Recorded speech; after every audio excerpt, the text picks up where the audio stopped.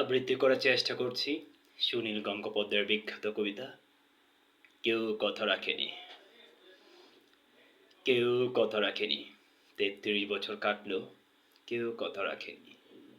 ছেলেবেলার এক বৈষ্টমী তার আগমনী গান হঠাৎ থামিয়ে বলেছিল, শুক্লা দ্বাদশীর দিনে অন্তরটুকু শুনিয়ে যাবে। তারপর কত চন্দ্রবুক অমাবস্যা কেটে গেল, সে বৈষ্টমী আর এলো না। ২৫ বছর প্রতীক্ষায় আছি। মামাবাড়ির মাঝি নাদের আলী বলেছিল, তুমি বড় হও দাদা ঠাকুর, তোমাকে আমি ৩ প্রহরের বিল দেখাতে নিয়ে যাব, যেখানে পদ্ম ফুলের মাথায় সাপ আর ভ্রমর খেলা করে। নাদের আলী, আমি আর কত বড় হব?